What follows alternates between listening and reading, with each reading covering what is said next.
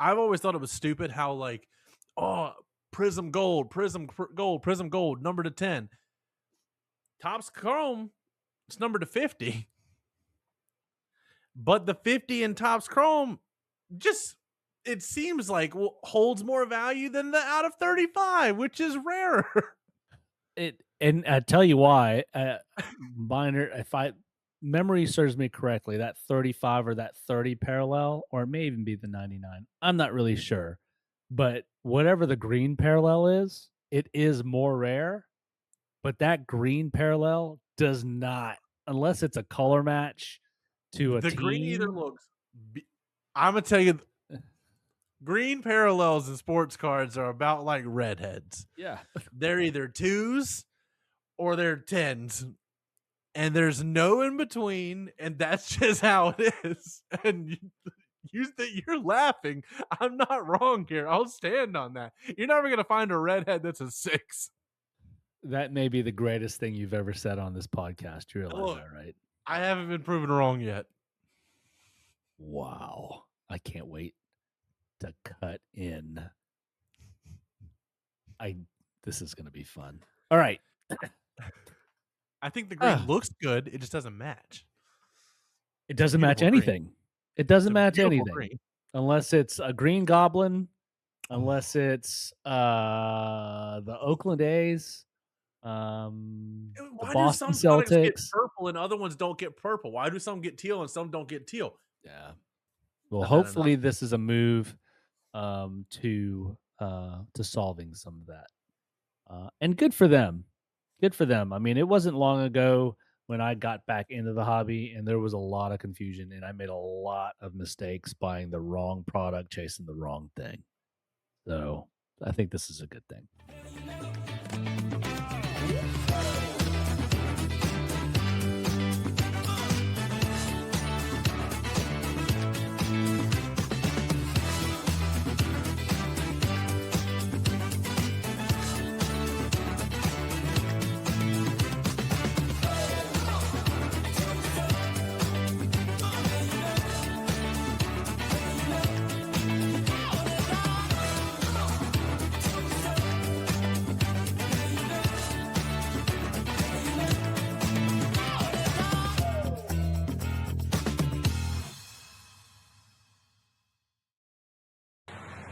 Welcome to another episode of the Talking Shop Podcast.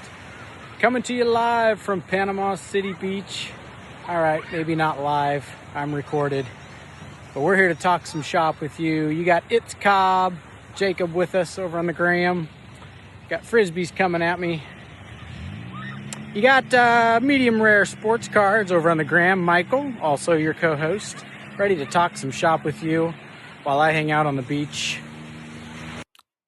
Topps got on stage last week, and depending on how you heard it, they either made the hobby make more sense or they made it a little less yours. There was a lot in there. Some of it felt like progress, some of it felt intentional, and some of it felt like the kind of change you don't really notice until you look up and realize things don't work the way they used to. So today, we're not breaking products. We're breaking down what actually stood out, what feels real and what feels forced, and what collectors might be talking themselves into. No new in the shop. For a crazy stat, here's one real quick. Rhea Ripley has been in a championship match every year she's had a WrestleMania match.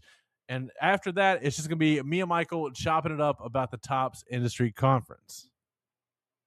All right. Thank you, Jacob. We're going to try a little something different here. It's just me and the big guy. Since Josh is soaking up the rays. And we're going to do our best throughout this episode. You're going to see him sort of jump in from the beach, whether or not he buys or sells these headlines. Obviously, if he's buying, he thinks it's good for the hobby, and if he's selling, he's either not sure or he doesn't think it's good for the hobby. These are going to be total guesses. So if Josh is on the podcast next week, that means he's gotten rid of us because he didn't like the way we answered for him. Let's start with this headline. Jacob, Topps is standardizing the hobby. Topps is aligning parallels and numbers across products so collectors instantly understand Rarity. A red parallel might consistently be out of 5 across sports and sets. The intent is to remove confusion and make the hobby easier to navigate, especially for newer collectors, while also making comps clearer and faster on the secondary market. What do you think of this, Jacob? Well, as far as making things like the variations consistent across product, I always thought it was weird how like it, this is all about tops. Here's a little panini thing for you. Like, why do we have a what is it called, the gold vinyl 1 of 1? Why do we have a gold vinyl 1 of 1, and why do we have a prism black 1 of 1? Why can't we just have the same color across all products? Why is something out of 35 here, but it's out of 10 here, and it's the same color? I've always thought that was confusing. Topps has done a pretty good job, it seems, with like sports, pop culture, all that recently. I think that's the point you're trying to make here. Everything a little more universal.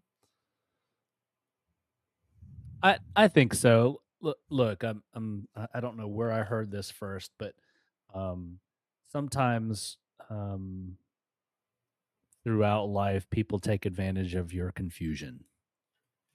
And I think in the hobby, and Tops is not or was not um, guilty of this, or they may have been guilty of this. They're trying to get out of it, but confusion was a big part of the newer collector sort of learning the hobby. It was sort of like walking around a dark room or running through a dark forest, and whatever you hit, right? And so I think this is going to be nice. Now I know they did this throughout the Chrome brand, Topps Chrome brand. You could Yes. pretty much count on the parallels lining up, but it sounds like they're trying to do this across all products, and I think it's a good thing. I think it is too, and I to piggyback off that, I really do love when it's not universal. You have a product specific parallel. I'm speaking pop culture because I don't do sports that much. Like the Captain America parallel to 76 in the Marvel Studios Chrome. I love that because it's product specific. It's not going to confuse you because the people that are looking for that are going to find that easily. The people that aren't looking for that are just going to just look right over it. So, Josh, what do you think? Bye. Okay. Do we know his actual opinion of those, or No, I'm completely guessing. yeah? So I know. No. Yeah, this is what he gets for being at the beach while we're having to slave away at our lives over here. All right.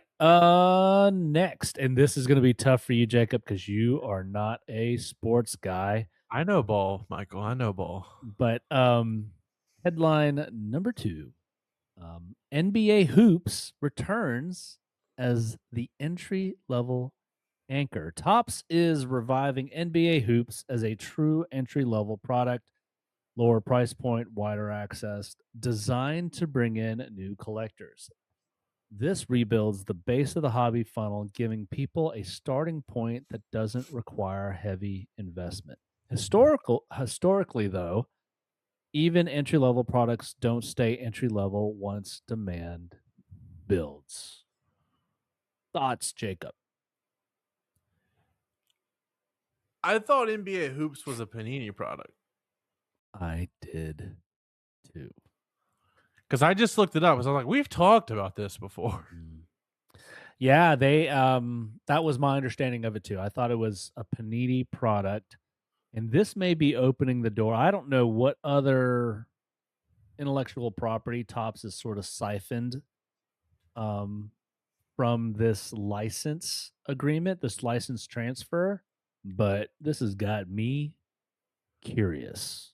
Is on this what going to be like a flagship product? No, so entry level.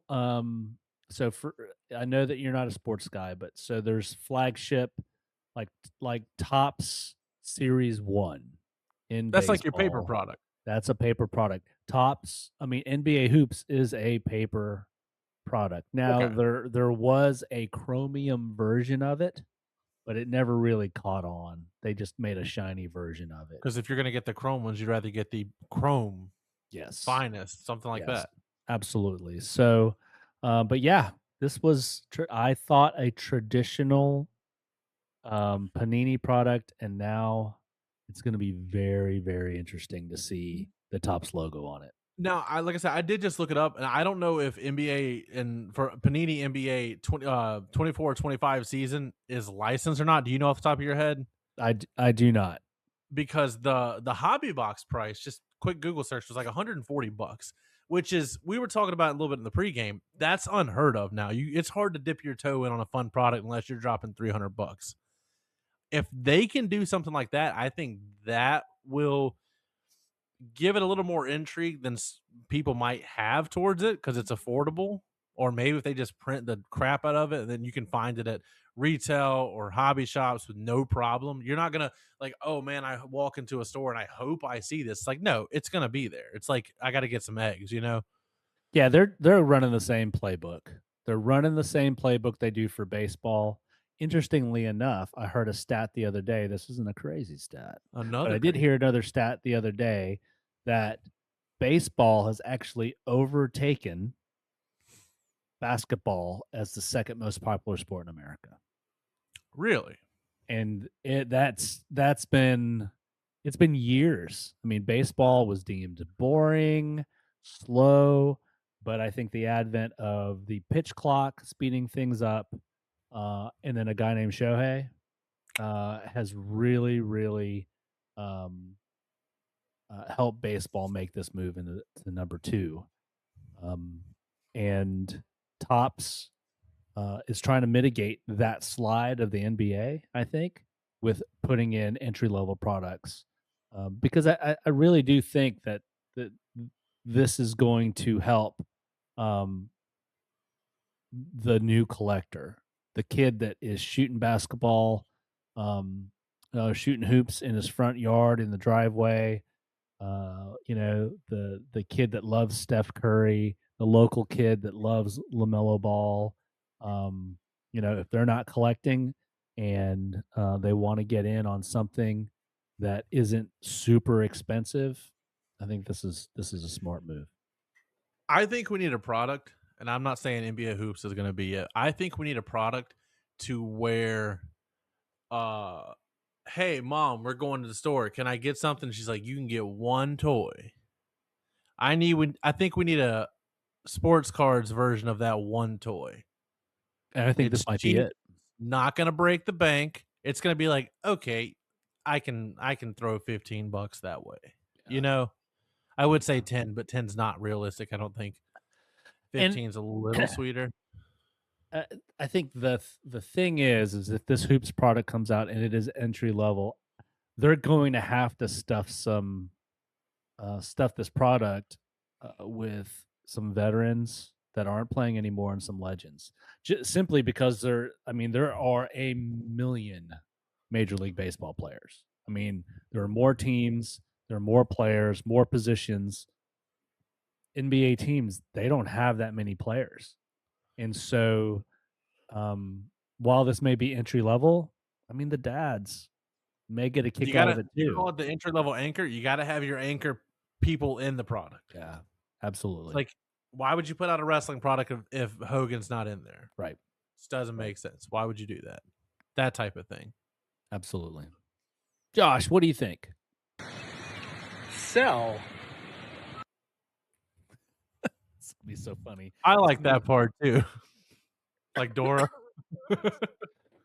What was your favorite part? Headline number 3. Bowman basketball bridges NIL and NBA. Topps is combining NBA players and college prospects in one product with one NBA auto and one NIL auto per box. College cards won't count as rookie cards, preserving long-term value. This allows collectors to engage with players earlier, effectively monetizing hype before careers are fully established. Leaf enters the chat. They've been doing that for years. Leaf will put a no-name somebody that hit a home run off their coach in T-ball on a card, and like there, that's what you got, an autograph number to 99. Like, I don't know. I'm a little iffy on NIL because I feel like there's some good to it, but I feel like a lot of time it gets blown out of proportion. And I don't know. I don't like why don't college cards count as rookie cards? I'm a That's bit their of a first card. I'm a bit of a purist. I think this is a slippery slope. I the, there's one product, and it was a Panini product. It was called Score Football, Panini Score Football, and the rookies in that product were in their college uniforms. Another product that Panini did this with was Luminance, where the rookie card was the rookie in their college uniform. And while Panini Score was a fun product to rip and Luminance was just gorgeous, Yeah. I don't think there was a long-term market for those college cards. Hold on. Weren't they doing college cards in Bowman Inception like a couple years ago? Because we were chasing the Caitlin Clark card. That was in college, right? I can't answer. I don't know. Because it was But like you open that box, you either want Wimby or you want Caitlin Clark, and if you didn't pull that, it was a bust. right. I'd have to look into that, Jacob. I can't remember. If you want to look it up and find it, you can. But I don't know. I think mixing college and pros in the same product will Yeah. is a recipe for disaster. Well, maybe not disaster. That's a little dramatic, but I don't know if the collector for that sport's going to like that much. And we've always talked about just the insane, like, kind of fake hype around these nobodies sometimes coming into products, and that's what's driving the products. Whereas you have established legends that are like not pulling at all.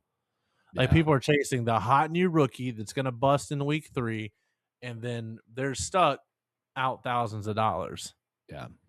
I I just don't know about this. Like, even in Bowman baseball, at least they're in their pro uniform. It may be airbrushed. But they're in a pro uniform. Like, I just don't. This would be like having minor league baseball teams in a in an MLB product. This makes no sense to me. I think the best case scenario with something like this would be, and I don't know if it was Panini or Topps they were doing like Alabama Crimson Tide, and it was just like nothing but Alabama cards. I think something like that would make more sense. Something that's not necessarily after value or nothing like that. Like, it's something you find at a pro shop at the stadium. Yeah. Somebody walks in there, yeah, I'll take a box of cards. You know what I mean? I think that would be the move more so than like this being a product. Yeah. For Like, me, like a high, because people love Bowman. they do, but I honestly think this is a misstep. I really do think that they need to keep college and pro products separate. I really do. Yeah. No, Josh. Yeah. Josh, what do you think? Ripping through these. Okay. Next headline: Topps Carbon introduces real carbon fiber cards. Topps is introducing cards made from actual carbon fiber in its Formula One lineup. These cards emphasize physical innovation, thicker stock, engineered materials, premium finishes, positioning them as high-end collectibles that feel more like objects than traditional cards. What do you think, big guy? I like this. Do I think the Formula One market is what it once was? Absolutely not. But I remember when a couple years ago, Panini was doing sheet metal of NASCAR cars in National Treasures. I was like, this is the coolest thing. This makes perfect sense. Why wouldn't they do this? And Topps seems to have way more resources, way more access to fun, actual, like, relic pieces instead of just the T-shirt they wore during like and catering or something. Yeah. Like this is fun. This is how you sell products and stuff. But this isn't I don't think this is gonna be, like, track driven or this is just what the card is made of. Oh, This isn't a relic. This well, is what the card is made of.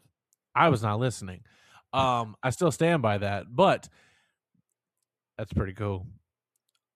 Did they show photos of what this is going to look like? I'll have to find it. If I find it, I'll put it up on the Oh, screen, but that's gonna be the make or break. I don't know if they're really gonna be desirable, but they're probably gonna look cool. They're definitely gonna look. yeah, they and there's gotta be some Panini people working at Topps now. There has to be because Panini had a product called, I think it was Elements or Metal, and the cards were in that pack that were all metal, and the parallels were like silver, gold, platinum, and whatever. But the actual card was like a printing plate, the same material, and so they were made of metal. I think this is cool. Be interesting to see how this shows up in a CAT scan when you're trying to CAT scan boxes. So they did show it off, and I don't know. So when they, I guess I would want the picture like printed to where like you see the carbon fiber texture all throughout, but it literally just like you have your card, and then say you got a black background, you got a red stripe going down the center of the card, or black stripe for this matter, going down the center of the card with the driver in front of it, and that stripe is the only thing that has the carbon fiber pattern. Okay. On like dual autos, it's the whole card. Obviously, the one of one, it's the entire card. You're not gonna be able to see this, but Okay, like cool. it, that's gonna be an in hand look. Yeah. Yeah. I wonder if that's gonna be a tough grade. Ooh, it would have to be, right? Yeah. And I'm trying to see they're doing this for F1. I'm trying to see if they're gonna end up making like leather cards for like basketball, leather cards from a baseball, leather cards from a football. I don't I wonder know. if I they don't would know have if the same like film over it, like you would, whatever that metal card that came in impeccable. yeah. Had that little sticker or film sticker or whatever. I wonder if it's gonna. I don't know, something to protect it, right? Because you can't if you're just laying cards on top of cards. And I didn't look to see how many. Like maybe it's just like you get a pack of box and there's like 5 cards in there. I don't know. I mean this has got to be carbon fiber to do carbon fiber cards. I'm guessing the cost of a carbon fiber card has to be 100x of cardboard. So the print runs are going to be minuscule on this. Give me 1 second and I will tell you. I mean this is going to have to be in something like that's the one that Panini puts out every 4 years. It's got a really premium sounding name. Panini product every 4 years. Just all I know is 3D printing world. Obviously, they can do a little cheaper than this, but I can get a roll of 1,000 grams of carbon fiber for range $50 to $150. They gotta have better access. You got than a I do. mile of cardboard for $150, dude. Well, I'm just but saying that's in like a wire spool. yeah. I'm thinking of Eminence.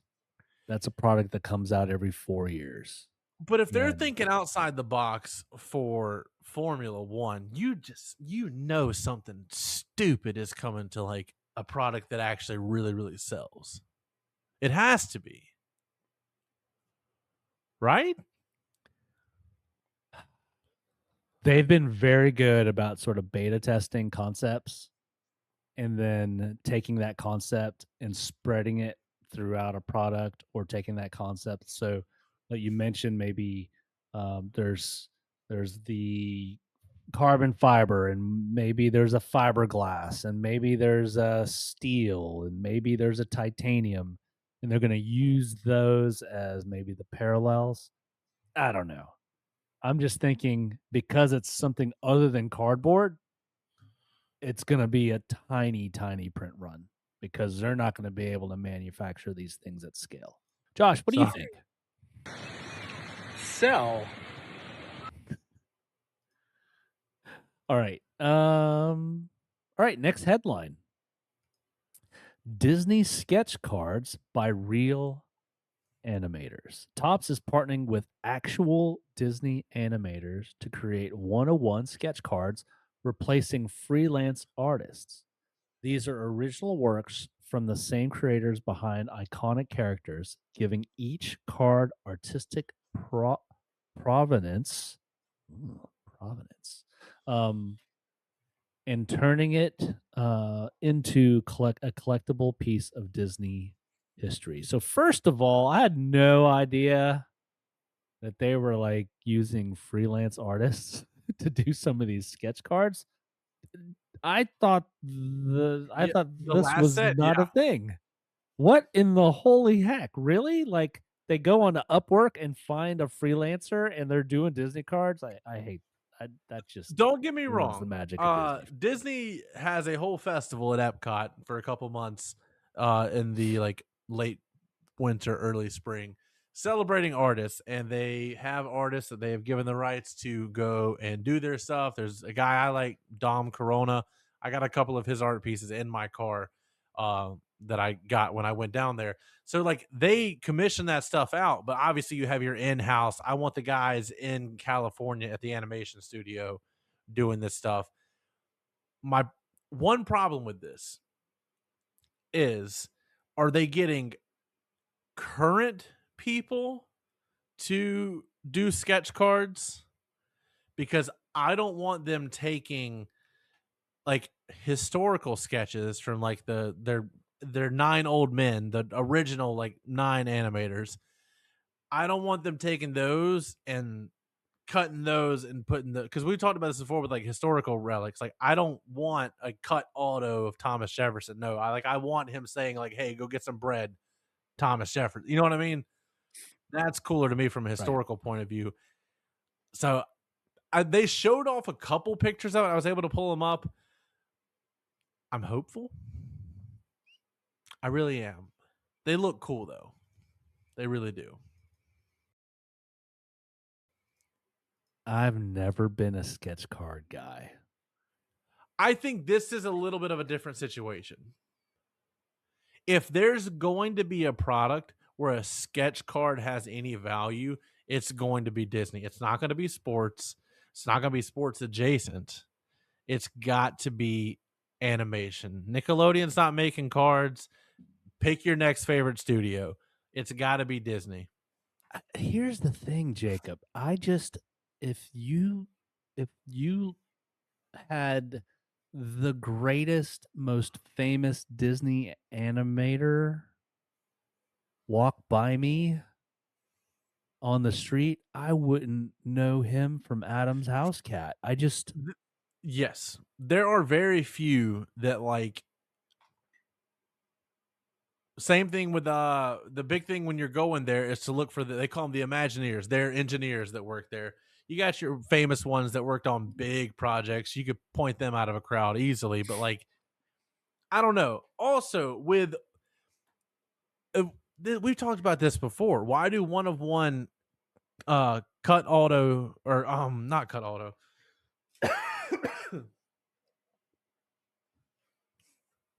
Why do one of one jersey cards go for more than a game worn jersey? The whole entire thing. Whatever these are going to go for, I would rather just go get like a piece of high end art. You can go get like, oh man, what was it? I went to New York Comic Con in 2019. Me and my buddy were walking around. He found an original cell sheet from the Scooby Doo cartoon, the original like series.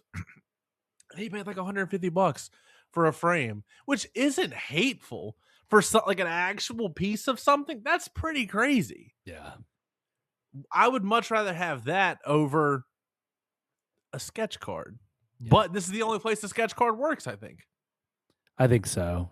Like I said, for me, it's a blind spot because I'm not into sketch cards. I mean, one of the biggest pulls that so my wife, she loves Garbage Pail Kids cards. And out of a blaster, she pulled a sketch card of one of the animators, which was great.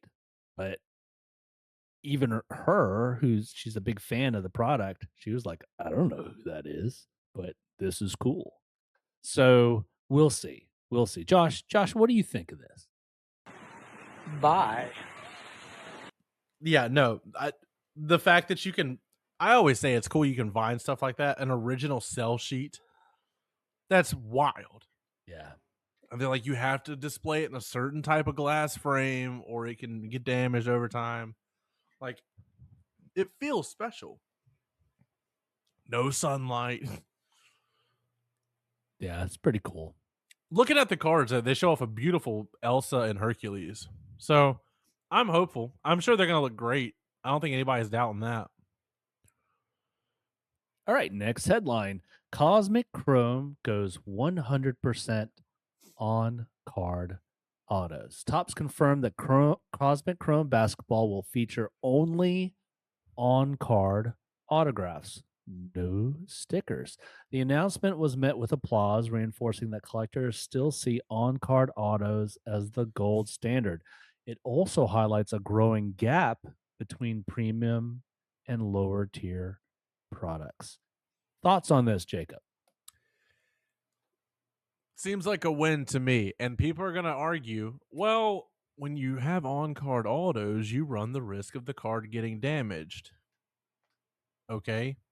Why are we grading everything for the most? Like, we've talked about this many times before. Yeah.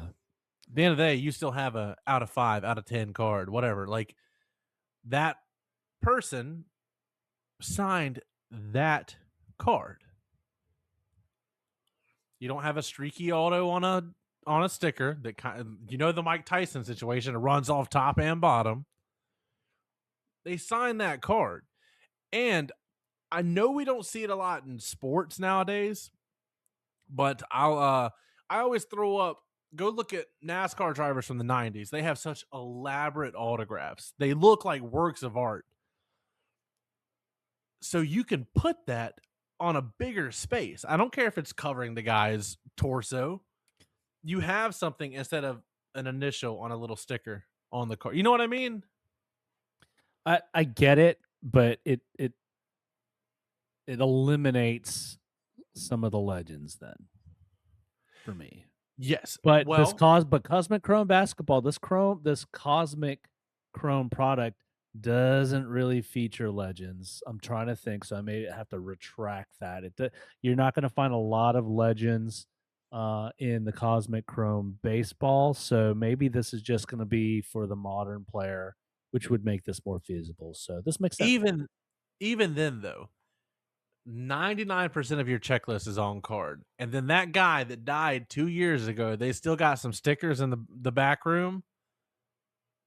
If you're complaining about that at that point, and this is the only way to get this guy's auto in this, you're just being like particular about it. Yeah. I think. Yeah. No, I think Like, this is a win. like we said, Leaf is holding on to Lord knows how many autographs of people that have passed many years ago. Yeah. Yeah. Josh, what do you think?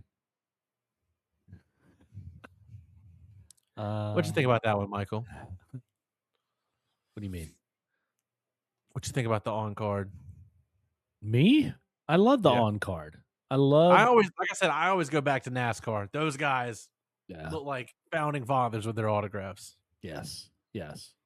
I think there's a place for sticker autos, and maybe this is that delineation between a higher end product and a low end product, but we'll see. You're a pop culture guy. Fantastic Four quad autos just came out from Marvel Studios. I don't remember if they're on card or sticker. I'm not stupid. I know you can't get 4 high-level people to sign that one specific card, I can let it slide there. They're like dual autos, triple autos, quad autos, the Leaf ones where they got 16 autographs on a card. Like, okay, be realistic here. Yeah, I mean, I think if if they did have 4 people handling one card for a quad auto, I mean, it's not going to be pristine. That thing's going to be Exactly. nicked up. Yeah. And so if you're complaining about that being a sticker, you're just whining. You're right. Right. Okay. Next headline.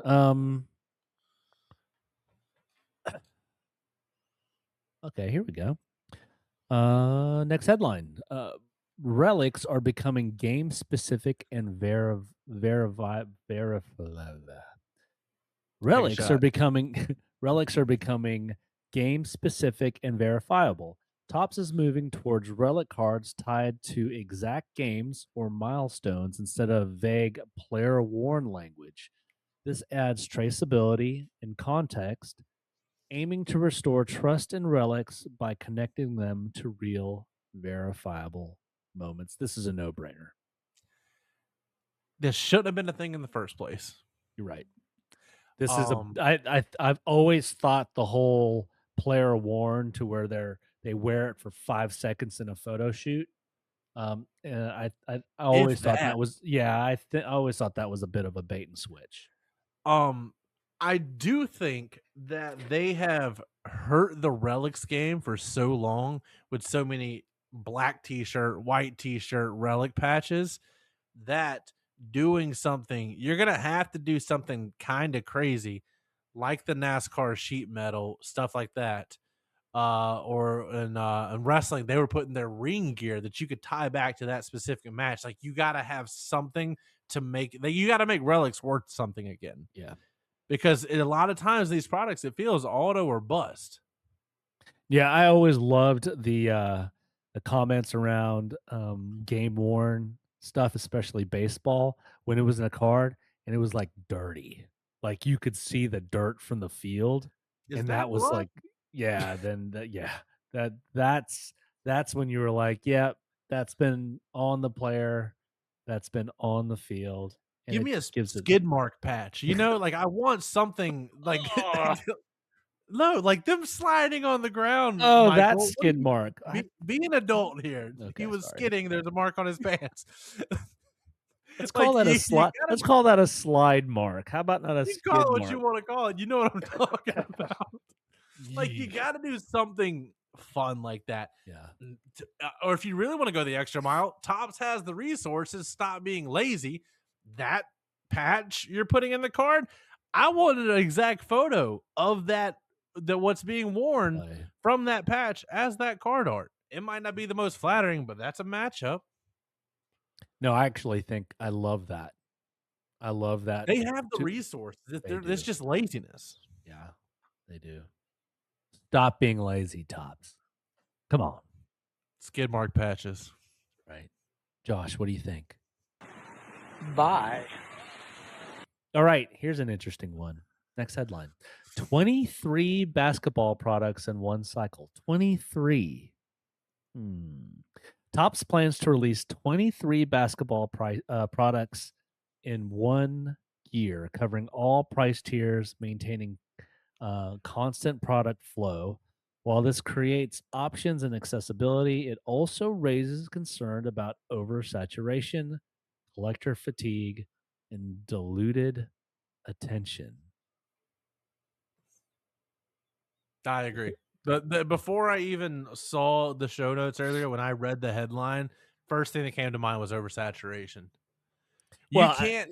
Clearly, this is a homage to Jordan, right? 23 basketball products. It has to be. But the thing is if you break that down, that's 2 a month. That's the price that they charge for these things. I'm gonna need more NBA hoops. That's not a lot, dude. 2 a month. And if it's spread out through the whole season, what's the average price of an NBA hobby box? I don't know. I don't buy NBA product.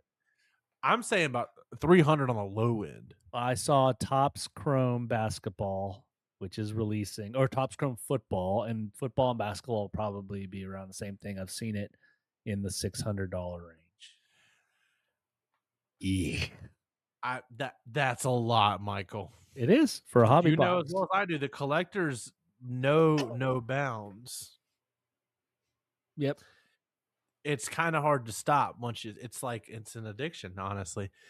That's a lot of products. Also, like you said, no downtime, which means you're not going to have a moment to crave more basketball products. Then that's when you make impulse purchases. Like obviously, like Topps Chrome comes out every year, so I'm gonna do a little saving for Topps Chrome so I can buy a box or two. That's fine, but like I think you're gonna mess up like impulse purchasing because it's always gonna be there. It'll be interesting to see if they go high end, low end, high end, low end, so that the high end buyers get their fix once a month, and the more realistic, bigger population's going to get more of the smaller releases. I think if they do this, maybe they do less print run overall for each specific product. I don't know. What was the first headline you mentioned earlier? I don't know. That was like a half hour ago. Streamlining things. Yeah. This seems a lot more convoluted. Well, maybe that's why they're What product is streamlining that? things. What product is that? What product is that? Yeah. I don't know. There's 23 that came out this year. Also, you're not going to be able to elevate the brand name of some of these because they're just going to get thrown to the wayside. What was that released before Chrome? I don't know. I was focused on Chrome.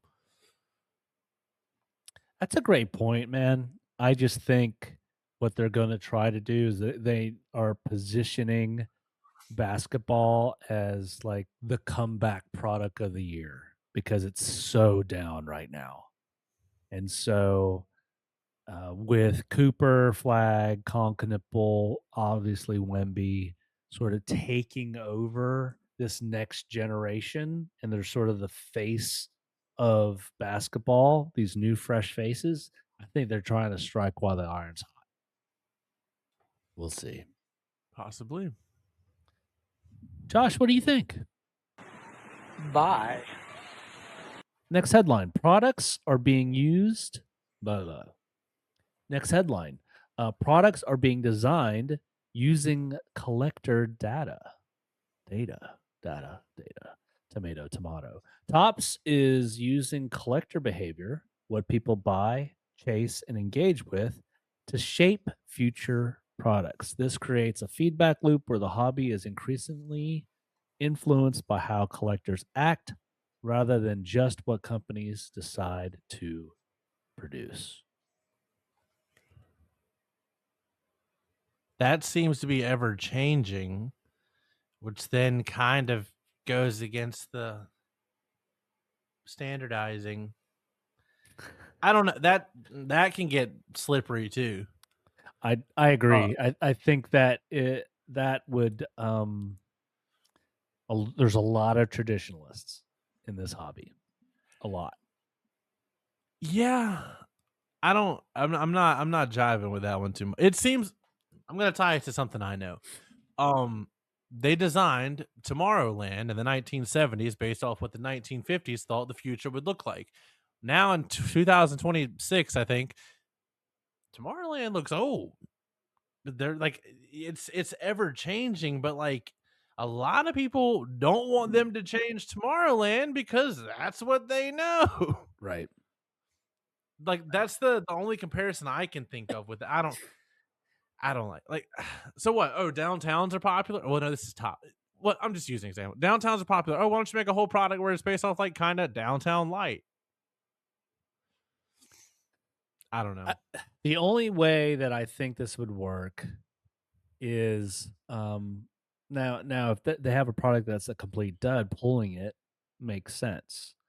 But and then the sort of the advent of the insert being the chase has been something that collectors have done in the last 3 to 5 years.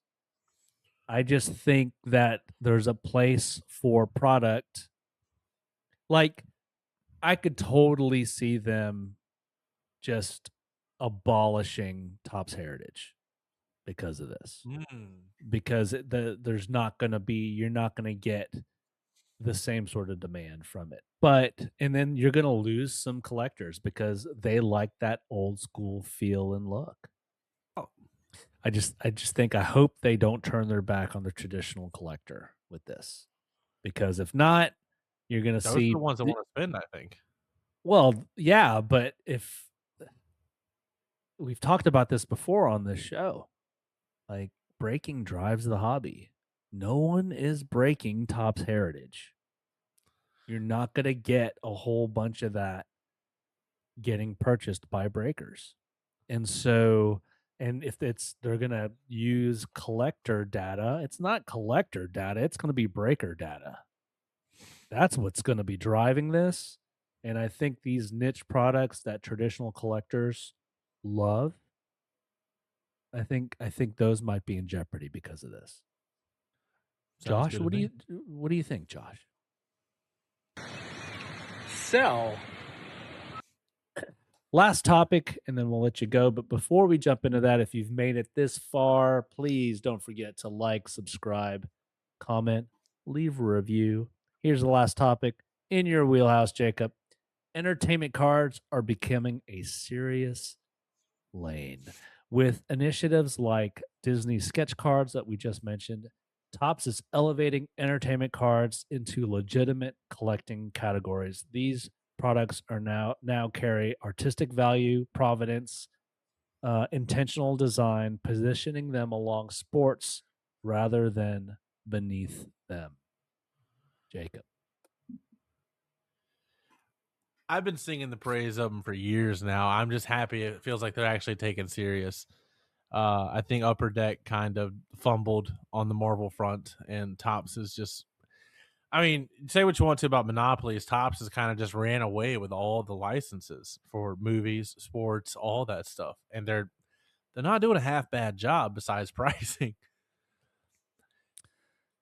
Yeah, I mean, you and I, more so than Josh, have always been on the entertainment pop culture side of collecting. And so this was always going to become a thing. There are way more people that know who Spider-Man is than they know who Mike Trout is. Um, and so now I don't know about Shohei. Shohei may have as many fans as Spider-Man. But um, you know, there's a reason why this is happening. Um, you know, I think it's a little late. Imagine if Topps had the licensing when Infinity War came out. It would have been bananas. Yes. And so hopefully I'm a big Marvel guy. Hopefully this is another renaissance of Marvel. I've heard that the initial screenings of Doomsday, they're saying that's as good as, if not better than Endgame or Infinity War. So, and look, Disney and Topps probably talk all the time about these screenings. And so I would not be surprised if something comes out in that fall time frame. Oh, they're gonna That hit Doomsday hard. oh Marvel yeah, Studios seem to be very popular in December and January. yeah. They're gonna hit Doomsday hard. And with you mentioning Infinity War, tell me you can't see Topps releasing. Oh man, it's 2018, right? You got 6 one-of-one cards, one of each of the stones. Yeah. Some thick card. You see the vision, right? Oh yeah. Oh yeah. Oh I man, mean, and they and have it's the funny. resources, like we said. They got the creative side. uh, and look, we started this episode by talking about parallels and how the green parallel, they're either twos or tens, right? Wait till Doctor Doom is on a green parallel, 10. and then 10. Absolutely. So, we'll see. We'll see if this continues. We'll see how many of the sports collector comes over to the dark side, no pun intended, and starts taking a look at this seriously. allocating their sports card budget more towards pop culture budget and then see what Topps does. Because we're talking a finite budget here for most people. It'll be interesting to see what happens if their data collection tells them that things are swinging more towards the pop culture side of things, and they start reeling some of this stuff back on the sports side, especially if things start if they do their data collection and they look at the shelves at Walmart and Target and they're like, all the Chrome's Doomsday, Chrome Avengers Doomsday cards are gone. And then Topps Chrome basketball is still sitting there. It'll be an interesting thing if that number goes from 23 basketball products in 1 year to 13. Now I'm just picturing a card shop at Disney Springs. I'm being honest with you. Doesn't sound like a bad idea. Doesn't sound like a bad idea. You're already broke. Might as well go buy a hobby box. That's right. Well, Josh, we missed you this week. Hopefully you didn't get burned too bad at the beach.